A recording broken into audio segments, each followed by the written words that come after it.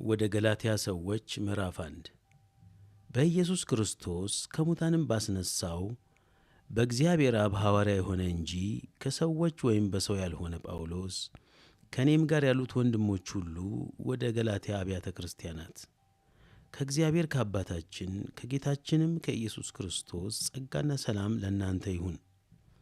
ክፉ ከሆነ ከአሁኑ ዓለም ያድነን ዘንድ እንደ አምላካችንና እንደ አባታችን ፈቃድ ስለ ኃጢአታችን ራሱን ሰጠ።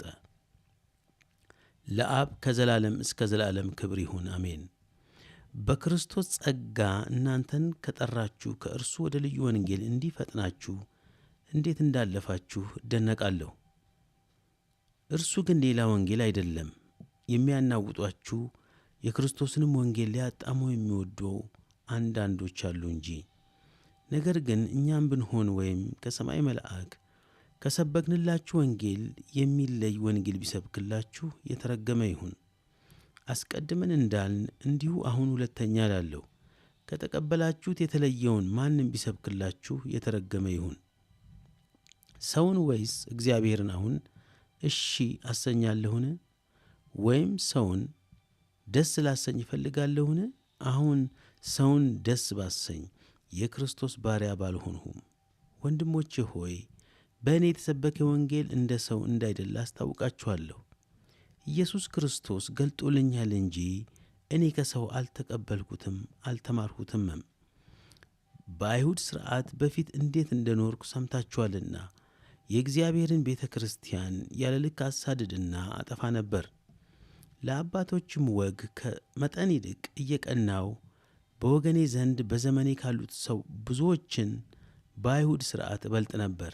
ነገር ግን በእናቴ ማኅፀን ሳለሁ የለየኝ በጸጋውም የጠራኝ እግዚአብሔር በአሕዛብ መካከል ስለ እርሱ ወንጌልን እሰብክ ዘንድ ልጁን በእኔ ሁኔታ ሊገልጥ በወደደ ጊዜ ወዲያው ከሥጋና ከደም ጋር አልተማከርኩም። ከእኔም በፊት ሐዋርያት ወደ ነበሩት ወደ ኢየሩሳሌም አልወጣሁም። ነገር ግን ወደ አረብ አገር ሄድኩ። እንደገናም ወደ ደማስቆ ተመለስኩ።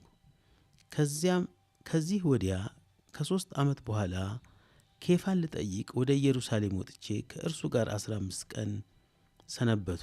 ነገር ግን ከጌታ ወንድም ከያዕቆብ በቀር ከሐዋርያት ሌላ አላየሁም። ስለምጽፍላችሁ ነገር እነሆ በእግዚአብሔር ፊት ሐሰት አልናገርም። ከዚያ ወዲያ ወደ ሶርያና ወደ ኪልቅያ አገር መጣሁ። በክርስቶስ ኢየሱስም ያሉት የይሁዳ ማኅበሮች ፊቴን አያውቁም ነበር። ነገር ግን ቀድሞ እኛን ያሳድድ የነበረ እርሱ በፊት ያጠፋው የነበረውን ሃይማኖት አሁን ይሰብካል ተብሎ ሲነገር ይሰሙ ነበር። ስለ እኔም እግዚአብሔርን ያከብሩ ነበር።